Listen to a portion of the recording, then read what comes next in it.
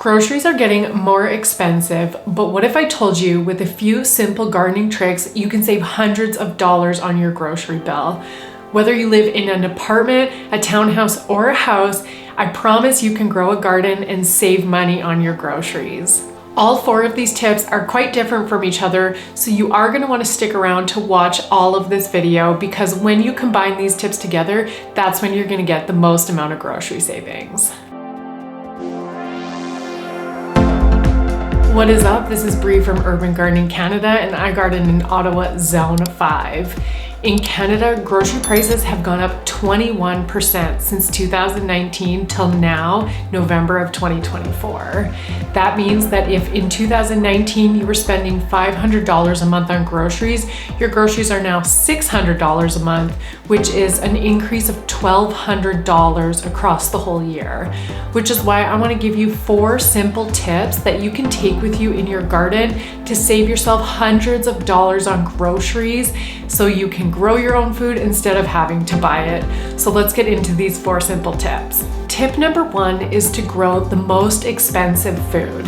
So there have been reports that have come out that will tell you which foods have become more expensive year over year. And when it comes to fruit here in Canada, there are 2 fruits, and that is apples and grapes.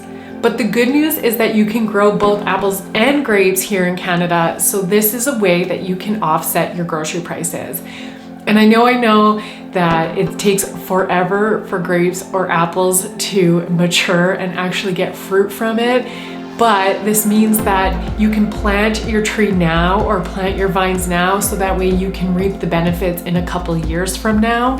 But if you're looking for something that is faster, berries also are very expensive here, but they grow really quickly. So if you're looking for a really quick win, I suggest planting strawberries because you will get berries within a few months, or growing raspberries. They are very prolific and you can get a ton of them and save yourself some money. And in the meantime, I really suggest, if you love apples, to get yourself an apple tree. Another option is to connect with your neighbors, because you would be surprised how many people have fruit trees, and these trees grow an abundance of fruit.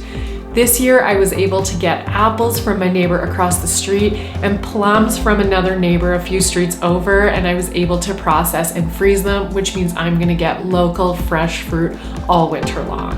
When it comes to vegetables, there are 4 that saw the highest increase in price over the last 5 years, and that was onions, peppers, tomatoes, and lettuce. But the good news is that all of these are super easy to grow. Many of them can be grown in pots, and they're great for beginners. So I highly recommend that if you want to get the biggest bang for your buck, include these 4 vegetables in your garden for next year, so that way you can save on groceries. If you're new to gardening, I also have 2 videos. One is how to grow tomatoes from seed, and another is how to grow lettuce from seed. So I'll put that in the description below so you can learn how to grow them. And you won't regret doing this, and it's such a great way to be saving some money. So tip number 2 is to grow the foods that you eat the most often. So not all vegetables are experiencing the same price increases as the last 4 that I mentioned to you. For example, potatoes are still quite affordable, but if you eat a lot of potatoes, then I highly recommend growing potatoes, so that way you can save money at the grocery store and be growing them at home. So to do this, make a list of the fruit and vegetables that you eat the most often, and then compare them to your growing zone, just to make sure that you're able to grow those. Here in Canada, you can't grow something like dragon fruit, even if you like to eat it, but anything like potatoes or tomatoes are really easy to grow here. So make a list of those and make sure that you get the seeds that you need to grow in this upcoming season. But don't just stop in your produce drawer. Go into your pantry and find out what you like to buy the most, because it's likely that you can grow that in the summer and can it to have all year long. So this includes tomato sauce, tomato paste, salsa, pickles, canned fruit, applesauce, or my favorite, which is to do sun-dried tomatoes. I was recently at the grocery store and I saw a jar of sun-dried tomatoes that were maybe this big, and they were $8.99. And I have this amazing recipe for a sun-dried tomato pasta where you blend the sun-dried tomatoes in your blender for the sauce, but you need to use a lot of them. And at $8.99, I can't afford to be buying them for a single pasta dish. So that is why I grow them and then make my own sun-dried tomatoes at home. So when you're making the list of your favorite foods to eat, make sure you're checking out your pantry and making a list there too, because if you want to make a year's supply of pasta sauce next season, it's totally possible, and that alone can save you a couple $100s. I'm curious to know, what is one pantry item that you buy the most often that you either are starting to make at home or are hoping to make at home this upcoming season? If you wanted to let me know in the comments below, I would love to hear from you. For me, I'm hoping to make pasta sauce this year. I want to make enough pasta sauce to take me through the entire year so I never have to buy it again, and maybe some sun-dried tomatoes too, since they are insanely expensive. Along with these tips, I also have an ebook on my website that is totally free, and it's called How to Garden for Free. I'll put a little preview up here so you can see it while I talk about it, but I actually go through all of the inputs in the garden, such as soil, seeds, and water, and I teach you how you can get access to them for free or for near free. This way you can garden entirely without spending a dime or just spending money on the certain items that you want to. And this complements being able to save money on groceries, because the last thing you want to do is invest so much money in your garden that any savings you offset in the grocery store were already spent anyways. The goal of this is to take money away from the stores and put it back into your pocket. So if you're interested in this ebook, I'll put it in the description below so you can grab it, and I hope you enjoy it.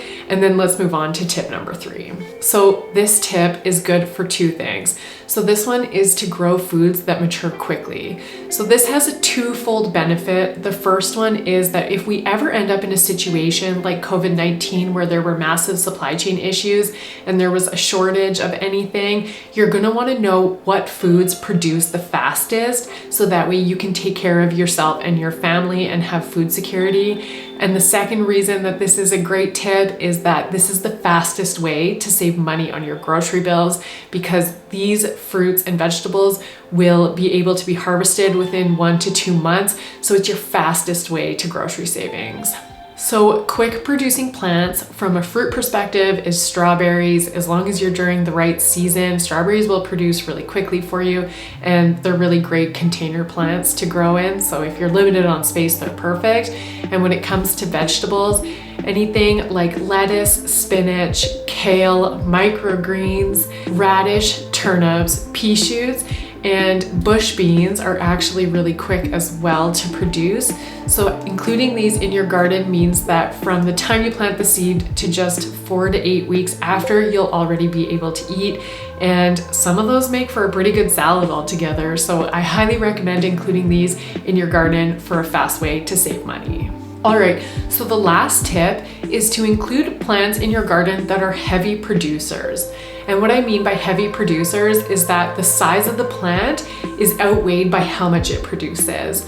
So zucchinis are a massive plant, but they give out so much zucchini that there are endless jokes that people say, lock your cars or you'll wake up with a zucchini inside of it tomorrow, because they just produce like crazy. And so they make for a really good vegetable to include in your garden for high production. And so the benefit of this is you don't need a lot of gardening space to get a ton of food out of your garden. So other heavy producers include kale and Swiss chard, because they produce from the beginning all the way through to the end of the season. Tomatoes are high producers. Beans, either climbing beans, bush beans, and even soybeans produce a ton for the space they take. And there are many tomato varieties that will be heavy producers that allow you to eat both fresh and be able to process them for later in the season. When it comes to fruit, strawberries, raspberries, and blackberries all do a really good job of being reliable producers that will give you a lot of fruit in a small amount of space, as well as my absolute favorite, which is ground cherries. They produce so many fruits in the summertime, and they don't take up too much space.